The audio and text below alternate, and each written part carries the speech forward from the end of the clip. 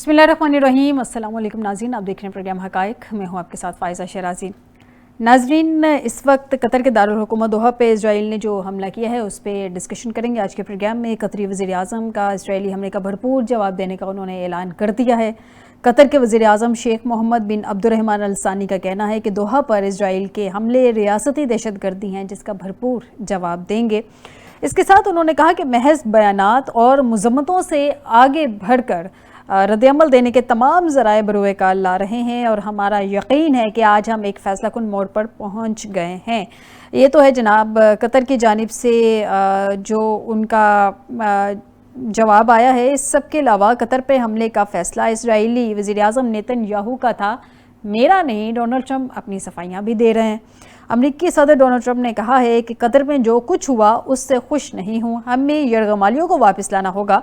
ख्वाहिश है गज़ा और यूक्रेन का मसला जल्द हल हो। ट्रंप ने मज़ीद कहा, यकतरफा बमबारी इसराइल या अमरीका के मकासद को आगे नहीं बढ़ाती।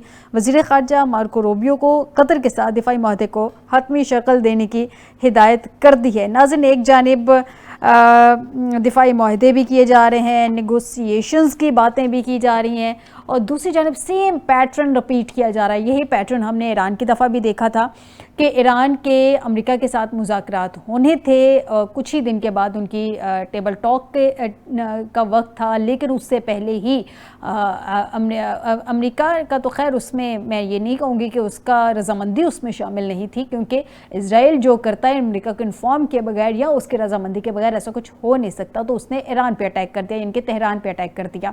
अब यहाँ पे भी हमें वही पैटर्न रिपीट होता हुआ नज़र आ रहा है। डोनाल्ड ट्रंप ने एक इतवार वाले दिन ट्वीट किया था। उस ट्वीट में उन्होंने कहा था, जिसमें उन्होंने मेरा प्रपोजल जो है इजराइल ने मान लिया है, हमास ने ना माना तो फिर उसके बहुत सीरियस कॉन्सिक्वेंसेस होंगे। उस पर नेगोशिएशंस करने के लिए ये नेगोशिएटर्स जो थे वो बैठे थे और वही सेम पैटर्न जो है वो रिपीट हुआ और वही उसी तरह से हमने देखा कि इधर दोहा पर भी अटैक हो गया, यानी कि कतर के ऊपर अटैक हो गया। इसके कॉन्सिक्वेंसेस क्या होंगे, इस सब पे बात करते हैं आज के प्रोग्राम में। आपको बताएं कि हमें ज्वाइन किया है डॉक्टर इलियास अंसारी साहब हैं, माहिर बैनुल-अक़वामी अमूर हैं। बहुत शुक्रिया डॉक्टर साहब आपका हमें ज्वाइन करने के लिए। इनके अलावा हमें ज्वाइन किया ब्रिगेडियर रिटायर्ड फारूक हमीद साहब हैं, सीनियर एनालिस्ट हैं। बहुत शुक्रिया ब्रिगेडियर साहिब आपका भी हमें ज्वाइन करने के लिए। सबसे पहले डॉक्टर साहब से जान लेते हैं। डॉक्टर साहब, मुझे ये बताइएगा, इस वक्त कतर के अंदर सबसे मैं देख रही सबसे बड़ी उस इलाके की जो US बेस भी है, यहाँ पे सेंटकॉम की मिडल ईस्ट कमांड भी बैठी है अमेरिका की।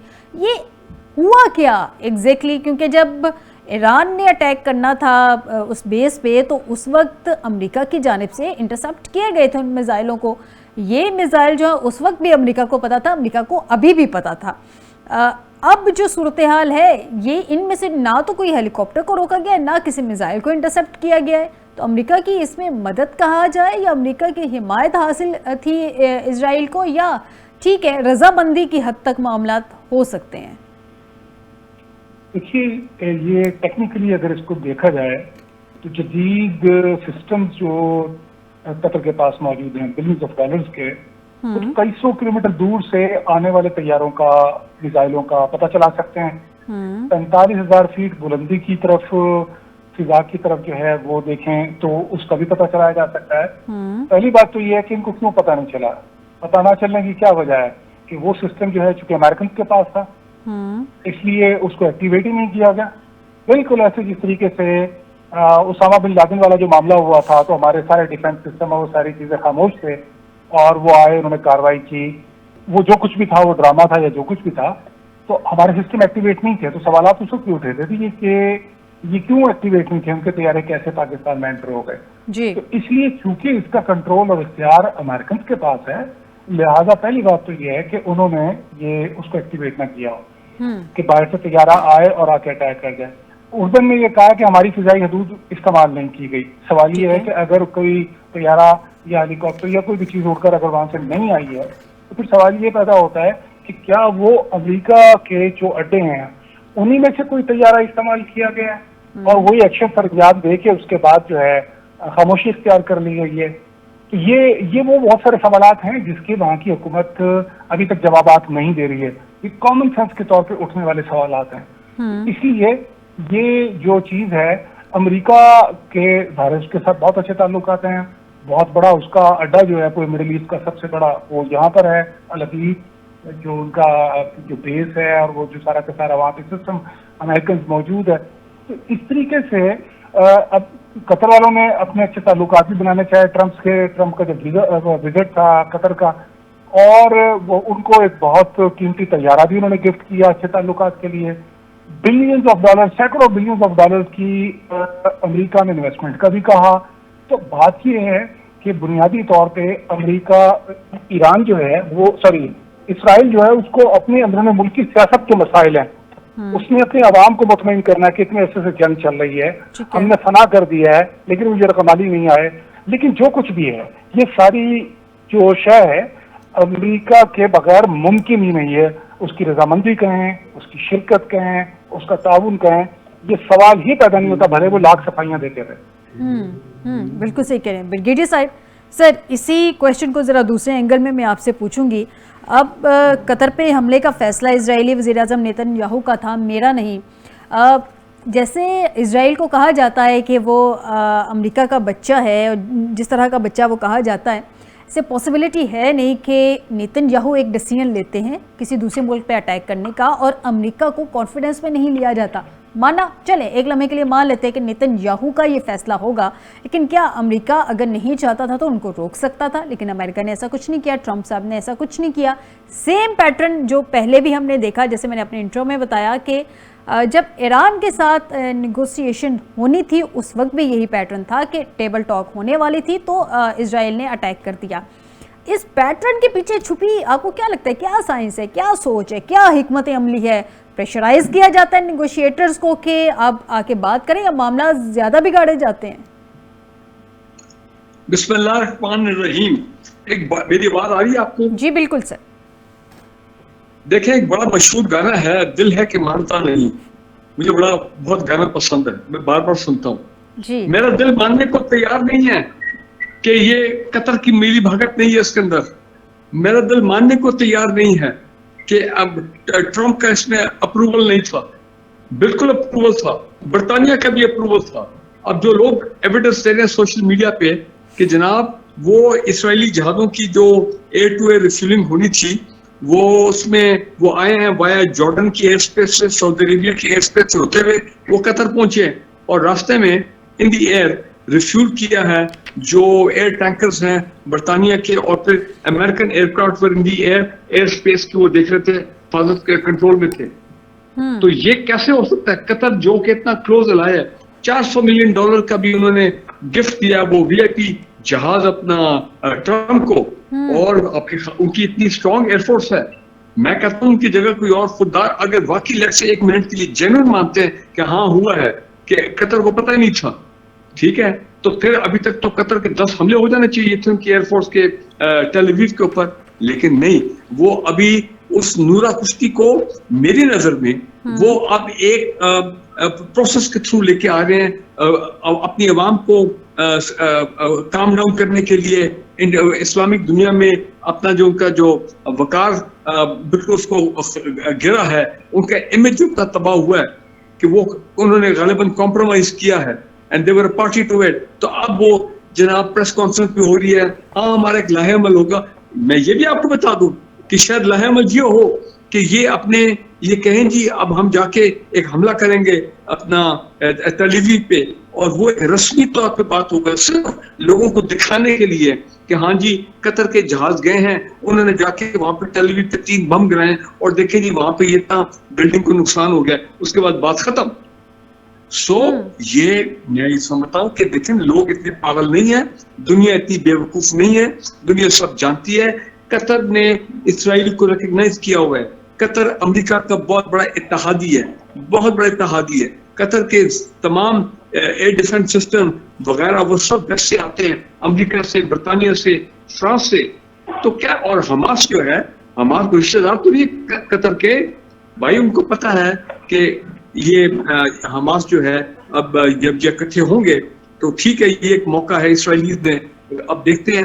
वो उन्होंने वो कर दिया, वो बाल बाल बच गए। समझ ये कि तुर्किया ने किसी तरह हमास को वार्न कर दिया कि भाई मत इकट्ठे हो, आपके चंद कुछ थोड़ी देर में हमला हो सकता है।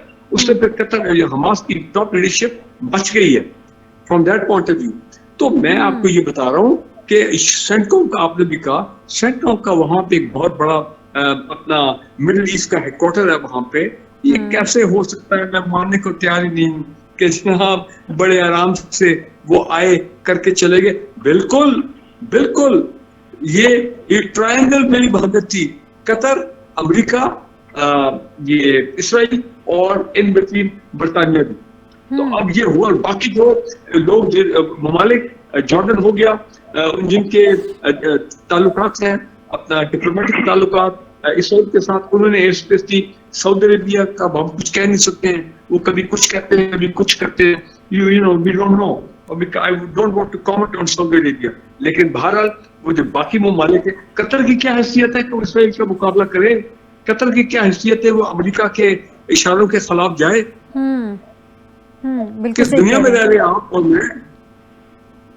सही कह रहे हैं ब्रिगेडियर साहब। अब मैं एग्री करती हूँ आपकी बात से। अंसारी साहब मुझे ये बताइएगा, अभी डॉक्टर साहब ने बड़ा वैलिड पॉइंट है, मैंने भी ऑलमोस्ट इसी एंगल में डिस्कस किया था कि अमेरिका की रजामंदी के बगैर तो पॉसिबिलिटी नहीं है कि इजराइल ये सारा कुछ कर ले, लेकिन ये बहुत बड़ा वाक़या हुआ है। डॉक्टर साहब की बातें नहीं सुनी है, मैंने डॉक्टर साहब की बातें नहीं सुनी, क्योंकि मैं इस वक्त वो आपसे ऑडियो के ऊपर हूँ और उनकी आवाज जो है, उनकी जो उन्होंने बातचीत की है, आई एम श्योर बड़ी जबरदस्त बातचीत की होगी, लेकिन मैं उनकी अपनी जो आर्गुमेंट्स है वो नहीं सुन सका हूँ। मैंने तो आपको अपना जाती तौर पे ठीक है सर, मैंने वो तरजीह दिया। बिल्कुल सर, आपको पॉइंट आ गया। मैं अंसारी साहब से पूछना, अंसारी साहब ये बहुत बड़ा वाकया है जो कतर के ऊपर हमला हुआ, ये जो इनकी एयर बेस थी अमेरिका की, उनका सेंटकॉम का मिडल ईस्ट का कमांड भी, तो यूएस को तो पता था। जैसे मतलब ये पॉसिबिलिटी नहीं है कि यूएस को पता ना हो कि प्लेन आ रहा है, ड्रोन्स आ रहे हैं, मतलब उनकी मर्जी से हुआ। जैसे अभी मैंने आपसे क्वेश्चन भी किया कि उनकी मर्जी है या उनकी हिमायत हासिल है, उसी सेंस में कतर अमेरिका का एलाय है, बहुत बेहतरीन किस्म का एक एलाय था। कतर में तालिबान की भी सारी टॉक्स हुई थी,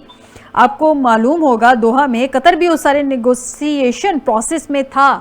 फिर ये क्या कतर इस सारी गेम में मौजूद होगा आपके ख्याल में डॉक्टर साहब?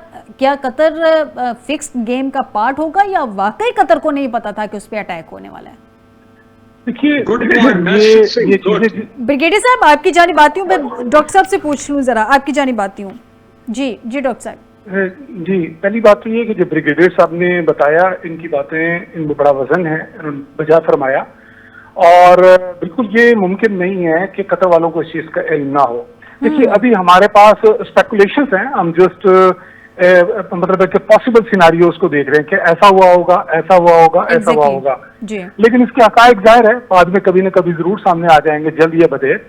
तो ये एक तयशुदा बात है, लेकिन जो मेजर साहब ने बात की कि जो इसका एक इमेज और वकार है मुस्लिम दुनिया के अंदर, अब वो उसकी बहाली के लिए उसे कुछ न कुछ करने की जरूरत पड़ेगी और उसको उसकी इजाजत भी दे दी जाएगी। ठीक है जी, तो ये इस पे शायद कोई एक्शन जो ना जी वो बेजर सा एक्शन ले ले और बस अपने अवाम को मुतमईन कर दिया जाए कि नहीं जनाब देखें हमने जवाब दे दिया है और हम कोई ईरान नहीं है, और ये कि हम अमेरिका के गुलाम नहीं है कि हम उनकी बात मान लें और उसके ऊपर हमला ना करें। तो ये पॉसिबल है अपने अवाम को मुतमईन करने की गर्ज से, क्योंकि अंदरूनी सियासत जो होती है वो बैनुल अक़वामी ताल्लुकात के अंदर और इस तरह के मामला में बड़ा अहमियत रखती है। मिसाल के तौर पे हिंदुस्तान में उसकी अंदरूनी सियासत थी ना, मोदी की इंतखाबात जीतने के हवाले से, तो पहलगाम करवा दिया, कभी कुछ करवा दिया, तो वो असल में इंटरनल पॉलिटिक्स के लिए इस तरह के इसराइल को भी जरूरत है और अब ये कुवैत की जरूरत, सॉरी कतर की जरूरत बन गया। अगरचे वहां पे जो शाही निजाम है वहां कोई अवामी सतह पे उठ नहीं सकता इस तरह की कोई हुकूमत की मुखालफत में, लेकिन इसके बावजूद उसका एक इंटरनेशनल इमेज जो है वो देखिए मीडिएशन का एक मरकज है, दुनिया के बड़े बड़े मसाइल के अंदर वो मीडिएट करते हैं और अरसे से करते चले आ रहे हैं। उन्होंने उसकी छोटी सी स्टेट को अपनी सॉफ्ट पावर के जरिए से मनवाया है, तो ये उसके ऊपर एक बहुत बड़ा धब्बा है। उसे दूर करने के लिए वो मुमकिन है कि जैसे कि ब्रिगेडियर साहब ने कहा, ये नूरा कुश्ती जो है मुमकिन है कि हो। ठीक कह रहे हैं ब्रिगेडियर साहब। मुझे ये बताइए कि अगर हम ओवरऑल देखें, जैसे कि ट्रम्प साहब पीस मेकर बनने की कोशिशें करते हैं, ठीक है, पाकिस्तान इंडिया की वॉर में उन्होंने एक अहम किरदार अदा किया था, इसमें कोई दो राय नहीं है कि उन्होंने उसको रोका था, रुकवाई थी जंग। लेकिन एट द सेम टाइम हमने देखा कि उसके बाद जो ईरान के साथ हुआ वहाँ पे अमेरिका की फुल सपोर्ट हासिल थी इजराइल को। अब जो कतर दोहा, चले हम एक लम्हे के लिए इस सारे कॉन्सेप्ट से निकाल देते हैं कि कतर उसमें शामिल है या नहीं है, लेकिन अमेरिका और ट्रम्प को देखा जाए, इजराइल को देखा जाए, तो जो ट्रम्प साहब की स्टेटमेंट सामने आई है कि यकतरफा बमबारी इजराइल या अमेरिका के मकासद को आगे नहीं बढ़ाती, तो कौन से ऐसे मकासद हैं जिनको यकतरफा बमबारी के ज़रिए आगे भी बढ़ाया जा रहा है और स्टेटमेंट भी दे दी जाती है कि आगे नहीं बढ़ाती। एक जानिब इजराइल को सपोर्ट किया जाता है, दूसरी जानिब इस तरह की स्टेटमेंट्स भी दे दी जाती हैं, तीसरी जानिब सामने आके फिर मामला को सेटल भी कर लिया जाता है।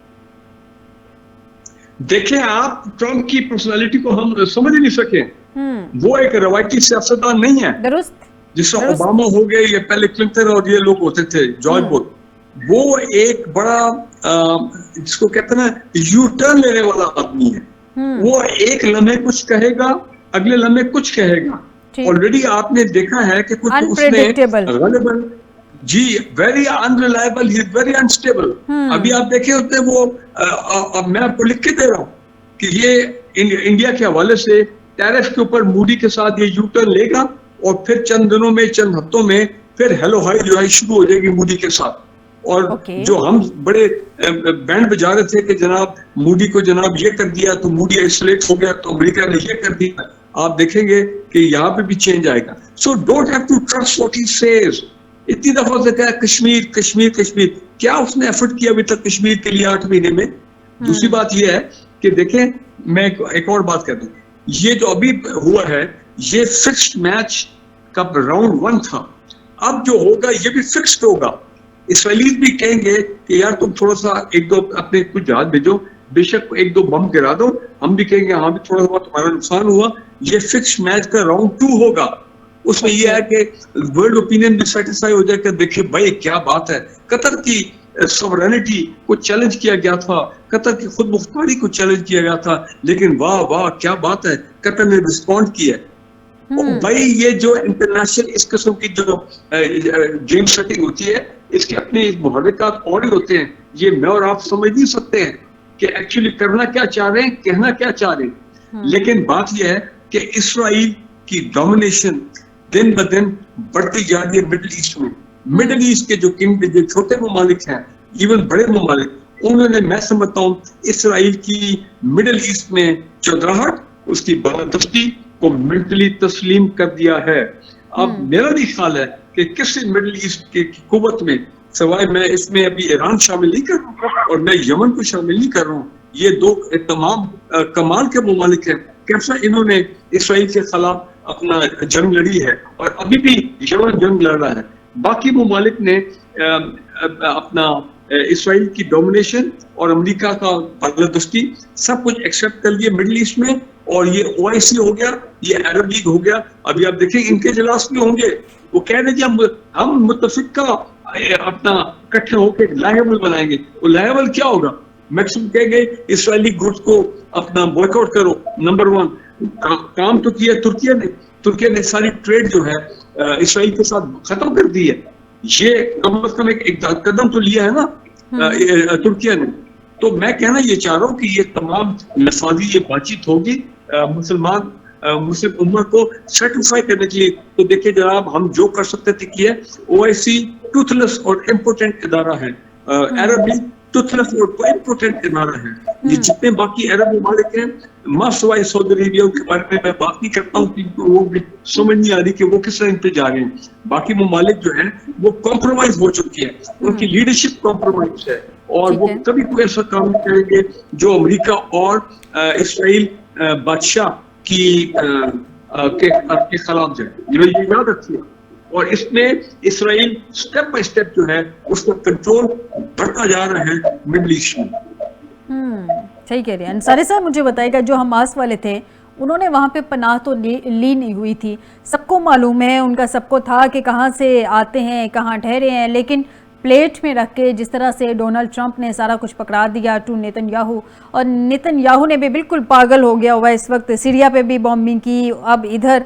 लेकिन अब अमेरिका पे सर एतबार कौन करेगा? पहले ही हमने देखा था कि ग्रुपिंग बन रही है, वियतनाम, टर्की, सारे चाइना, रशिया से वार्म अप हो रहे हैं, लेकिन कतर सॉलिड एलाय था अमेरिका का, अब उसको भी मरवा दिया। बज़ाहिर तो ये लग रहा है ना ट्रंप साहब ने मरवा दिया। फिक्स गेम तो चलें, आफ्टर सम टाइम हमें पता चलेगा या कुछ हकाइक सामने आएंगे। अभी तो ऐसे लग रहा है कि कतर को मरवा दिया। तो अब अमेरिका पे ट्रस्ट कौन करेगा सर? देखिए, सूरत हाल जो है वो मल्टीपोलर वर्ल्ड की तरफ जा रही है। पहले ऑप्शंस नहीं थे, पहले मजबूरी थी सोवियत यूनियन के जवाल के बाद कि अमेरिका बहादुर की चौधराहट जो है वो मानना पड़ती थी जी। अब जो है वो ऑप्शंस तब्दील हो रहे हैं। रूस की सूरत में, चीन की सूरत में नए पावर हब्स और ब्लॉक्स जो हैं वो इमर्ज हो रहे हैं। इन्हें टाइम लगेगा थोड़ा। तो अब ये नहीं है कि किसी को अगर बाइकआउट किया जाए तो बिल्कुल मारा जाएगा। देखें, अब जो बाइकआउट जिन पे सैंक्शंस आयद किए हैं अमेरिका ने, यूरोपियन यूनियन ने, उनकी तादाद बढ़ती जा रही है दिन ब दिन। तो ऐसे में खुद ब खुद एक नया जो ब्लॉक है वो मारज़ वजूद में आ जाएगा। तो एतबार जो है वो बिल्कुल भी नहीं है। और जैसा कि जो है ब्रिगेडियर साहब ने भी कहा, ट्रंप की जो शख्सियत है वो बिल्कुल लाउबालीपंथी उसकी शख्सियत है, और उसकी कोई पॉलिसी नहीं, कोई कुछ नहीं, जो उसका दिल चाहता है वो उसी तरीके से करता है। तो इन सारी चीज़ों को मद्देनजर रखा जाए तो एतमाद तो अमेरिका ने खो दिया है आलमी बिरादरी में। हमने ईरान की केस में भी देखा कि इन्होंने कहा जी कि मुज़ाकरात होंगे, मुज़ाकरात से पहले ही उन्होंने अटैक करवा दिया, ऐसे में कि जब वहाँ के ईरानी जनरल जो है वो सोए हुए थे अपने घरों में, कोई इस तरह की थ्रेट नहीं थी, इत्मीनान था कि जनाब अभी ऐसा कुछ नहीं होगा। तो अभी भी इस तरह से इन्होंने धोखे में ये सारा कुछ करने की कतर के अंदर कोशिश की है। तो ये पॉसिबिलिटी है कि तुर्किया ने अपने ज़राए से हमास की क़यादत को ये इतला कर दी हो कि आगे पीछे हो जाए, क्योंकि इस वक्त हमास की जो क़यादत है वो तुर्की के अंदर मौजूद है, थोड़ी सी ट्यूनिस में मौजूद है, इसी तरीके से ईरान में वो मौजूद है, लेकिन इस्माइल हनिया को वहां पर शहीद किया गया था। इसी तरीके से जो है वो कतर के अंदर बाकायदा 2010-2012 में अमेरिका ने कहा था कि हमास का दफ्तर खोला जाए यहाँ पे ताकि बात हो सके। बिल्कुल इसी तरीके से जिस तरह से तालिबान से मुज़ाकरात करने के लिए, अफगान तालिबान से मुज़ाकरात करने के लिए कतर को कहा गया था कि वो उनका एक मुस्तकिल ऑफिस खोले, और वो ऑफिस जो है वो वहाँ पे खुला रहा, और वो सारा एक चैनल था सफारती ज़राए से। तो कहने का मतलब ये है कि ये जो इस तरीके से उसको एक आदत पड़ गई है, लत पड़ गई है नेतन्याहू को, और अमेरिका भी इस बात पर खुश है कि इनकी लीडरशिप को ख़त्म किया जाए। उन्होंने पहले से सिलसिला शुरू किया हुआ था हमास के खिलाफ, उनकी लीडरशिप को टारगेट किया हुआ था। उसके बाद उन्होंने हिजबुल्लाह की लीडरशिप को टारगेट किया, वो शाम के अंदर हो, उर्दन के अंदर हो, वो गजा के अंदर हो, वो लबनान के अंदर हो। उसके बाद फिर उन्होंने, हमने देखा कि ईरान के अंदर उन्होंने उनके एटमी साइंसदानों को और अहम लोगों को जो है टारगेट किलिंग करके शहीद किया। तो अब वो उनको एक एक्सपीरियंस इस चीज़ का हो गया, उनको रोकने वाला कोई नहीं था, और उसका नतीजा ये निकला कि अब उन्होंने सोचा कि चलें अब जो बाकी रही सही क़यादत है इन सबको भी यहाँ पे कतर के अंदर टारगेट कर लिया जाए। उनका ये ख्याल है कि इस तरीके से ये तहरीकें दब जाएंगी। लेकिन पूरा रिकॉर्ड उठाकर देखिए, हिजबुल्लाह का हो या हमास का हो, उसमें लीडरशिप का कोई मसला नहीं बना। इवन हमने ईरान में देखा कि अगर उनके फौज के सरबराह को टारगेट करके शहीद किया गया, उन्होंने फौरी तौर पर अपनी जो क़यादत थी उसको जिम्मेदारी नहीं सौंपती। तो यानी उसका ख्याल ये है कि इस तरह से इस चीज़ को हम दबा लेंगे। इस वक्त पूरा इसराइली माशरा जो है वो एक हिजाम की कैफियत में मुब्तला है। आज वहाँ की जो सारी इसराइली अपोजिशन है जो बड़े बड़े मुजाहरे करती रही है, वो सारे मुत्तहिद थे इस बात पे, बहुत खुश थे, जुबिलियंट थे, सारे के सारे शादां फराह थे कि बहुत अच्छा काम किया हमने जाकर वहाँ पे ये काम किया है। और फिर जो अमेरिका में या यूएन के अंदर जो है वो इसराइली सफीर था, उसने कहा कि ठीक है इस मरतबा निशाना नहीं लगा तो नेक्स्ट टाइम से। तो वो बिल्कुल उनके अज़ाइन बिल्कुल कोई छुपे हुए नहीं है और पोशीदा नहीं है। वो दरअसल किसी किस्म के मुज़ाकरात चाहते ही नहीं।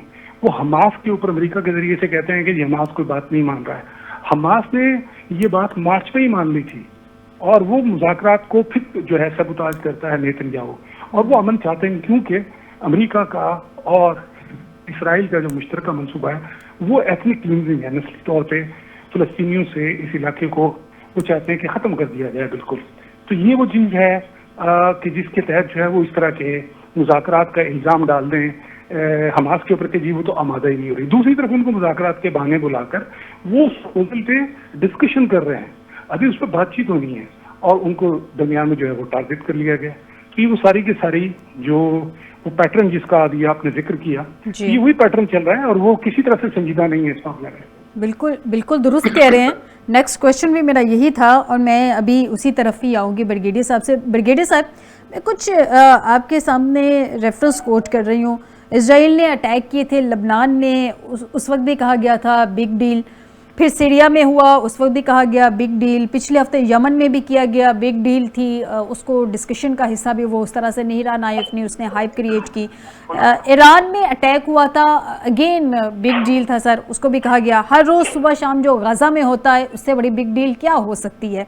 सो reason why I am saying this के ये जो एक कॉन्सेप्चुअल पॉइंट भी है, जैसे अभी आप तक शायद आवाज़ पहुंच रही है या नहीं, अभी जो अंसारी साहब ने भी कहा, मैं भी इसी को सेकंड करूंगी उनकी बातों कि नेतन्याहू एक चीज़ बहुत क्लियर कट बता रहे हैं कि उनका किसी भी तरह से नेगोशिएटेड सॉल्यूशंस में कोई इंटरेस्ट नहीं है।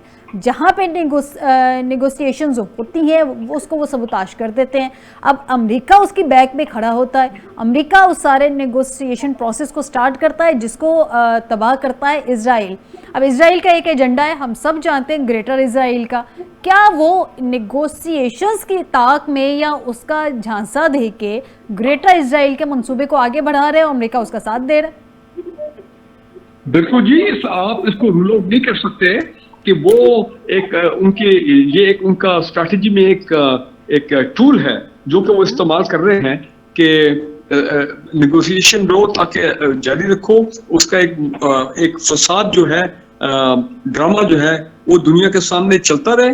और जैसे कि अभी कोई मसला हल होने वाला कि जनाब कोई अब आपके सामने हमास से सरेंडर करना है, हमास विल नॉट सरेंडर, क्योंकि वो कैसे हो सकता है कि हमास सरेंडर करे और फिर उन्होंने 1 महीने का अल्टीमेटम दिया है इसराइल ने कि जनाब ये गजा शहर जो बिल्कुल खाली कर दिया जाए।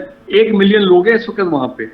तो ये मकसद ये है कि अगर हमास एग्री भी कर जाता है तो फिर वो जस्टिफिकेशन कि जी वो गजा शहर आप लोग छोड़ दें, उसका फिर क्या बनेगा। तो मैं नहीं समझता हूँ, ये बिल्कुल ये नैरेटिव सही है, ये लॉजिक में वजन है कि ये इसराइल नेतान्याहू जो है ये कभी एक नेगोशिएटेड पीस सेटलमेंट की तरफ नहीं जाएगा। वो चाहते हैं, उनके पास टोटल एयर पावर है, टोटल एयर सुपीरियरिटी है, कोई उनके जहाजों को खतरा नहीं है, कोई उनके मिसाइल को खतरा नहीं है। वो जब चाहते हैं, जिस वक्त चाहते हैं, जिस बिल्डिंग को वो चाहते हैं, वो रोज 2-2, 3-3, 4-4 बिल्डिंग जो है वो गिरा रहे हैं। मेरा ख्याल और 15 दिन में नहीं तो महीने में पूरा गजा शहर की कोई बिल्डिंग जो है वो आपको खड़ी हुई नजर नहीं आएगी। और मकसद उनका क्या है, ये पूरी गजा स्ट्रिप को फिजिकल ऑक्यूपेशन करना। और आपको अगर याद है, एक दफा ट्रंप ने आज से 4 महीने पहले क्या उसके मुंह से क्या 2 दफा बात निकली थी कि हम गजा में एक इंटरनेशनल एक शहर बनाएंगे, इंटरनेशनल सिटी बनाएंगे, ओपन सिटी होगी, बड़ी बड़ी इमारतें होंगी, दुबई स्टाइल जो है वो एक शहर आबाद किया जाएगा। फिर ये भी बताया गया कि गजा स्ट्रिप के सामने जो मुल्हिका समुद्र जो है वहां पे ऑयल एंड गैस डिपॉजिट्स हैं, वहां पे उनकी नजरें इसराइलीज की और जाहिर बात है अमेरिकन की। तो ये सब एक गेम प्लान है, सब ऑन बोर्ड है। और इस वक्त आप देख रहे हैं कि जो बाकी हुकूमतें हैं, मुसलमान हुकूमतें, वो इंक्लूडिंग पाकिस्तान, जाहिर बात है कि रवायती कंडेमनेशन के बयानात हम जारी कर रहे हैं। और यही हम कर सकते हैं इस वक्त कि हम कतर के साथ हैं, कतर की सालमियत वायलेट की गई है, नहीं होना चाहिए था। और वर्ल्ड कम्युनिटी को, यूनाइटेड नेशंस को इसके खिलाफ एक्शन लेना चाहिए। यूनाइटेड नेशन की कोई बात सुनता है यहाँ पे? सिक्योरिटी काउंसिल की कोई बात सुनता है यहाँ पे? सवाल ही नहीं पैदा होता। चीन और रूस की मैक्सिमम क्या है, वो ज़बानी बातचीत करेंगे लेकिन कभी वो इंटरवीन नहीं करेंगे अपना इसराइल और अमेरिका के जो इंटरेस्ट हैं और जो उनकी स्ट्रैटेजी है ग्रेटर इसराइल वाली मिडिल ईस्ट में। तो ये ध्यान में रखे, इस वक्त टोटल अमेरिका, उसके एलाइज और इसराइल जो है वो छाए हुए हैं मिडिल ईस्ट के अंदर। अब ये इजिप्ट हो गया, जॉर्डन हो गया, जिन्होंने ऑलरेडी अब्राहम अकॉर्ड साइन किया हुआ है और अपनी एयर स्पेस को खुद के इस्तेमाल करने देते हैं इसराइलीज को। जब ईरान की जंग हुई थी तो आपको याद है कि जॉर्डन के ऊपर एयर स्पेस में जब मिसाइल जा रहे थे तो वो वहां पे आके जॉर्डन ने अपने एयर डिफेंसर ने इसराइल के ईरानी ड्रोन जो है वो गिराए थे, अगर आपको याद हो। और इजिप्ट तो बिल्कुल ही कॉम्प्रोमाइज होकर साइड पे खड़ा हुआ सारा तमाशा देख रहा है। कोई अब उनमें लीडरशिप में ना कोई हिम्मत है, ना कोई डिटर्मिनेशन है, और ना वहां के अवाम जो है, मैं तो हैरान हूँ, ये इजिप्ट जॉर्डन वहां के अवाम जो है वो भी बिल्कुल इस चीज को एक्सेप्ट कर गए कि हाँ हम जो है इसराइल के असर में है, हम उनके गुलाम हैं वगैरह वगैरह, ये तमाम चीजें। सो कोई आप उम्मीद ना रखें किसी किस्म की बेचने की। ये गजा पे कब्जा करेंगे, ये वहां पे लोगों को निकालेंगे, मेजोरिटी को ये मार देंगे, और दुनिया पता नहीं उन लोगों को अपने खुले हाथों से उनको ले फलस्तीनियों को क्या उनकी आबादकारी किधर होगी, कैसे होगी। और मैं आपको बात बता दूं, नोबेल पीस प्राइज का ठीक है वो ट्रम्प का नाम है, लेकिन नोबेल को चाहिए कि एक और इनाम ऐलान करें, उसको कहते हैं नोबेल वॉर प्राइज, यानी कि Nobel prize for war, for जंग। उसके लिए बिल्कुल नेतन्याहू भी अवेलेबल है और ट्रम्प भी, दोनों एलिजिबल है। सर उसके लिए तो सबसे पहले नेतन्याहू एलिजिबल है, ट्रम्प सेकंड नंबर पे आते हैं, डेफिनेटली ट्रम्प भी उसके लिए एलिजिबल है। और ये जो बिल्कुल सही कह रहे हैं, मैं आपसे नहीं करता हूँ, ट्रम्प जो है वो ऐसे के सुपर पावर का प्रेसिडेंट है, उसकी जिम्मेदारी बनती है कि उसके सामने 8 महीने से। सर इजराइल को अगर कोई रोक सकता है तो वो रोक भी सिर्फ डोनाल्ड ट्रम्प ही सकते हैं, और यूएन के बस की बात नहीं है इजराइल को रोकना, और बाकी कोई इजराइल को रोक नहीं सकता। मुझे एक ब्रेक की तरफ जाना है, ब्रेक से वापस आते हैं तो जानते हैं कि क्या मशरिक वस्ता का नक्शा तब्दील होने जा रहा है या तब्दील होने वाला है, और पाकिस्तान का इस सिचुएशन में किरदार क्या होना चाहिए। एक ब्रेक के बाद।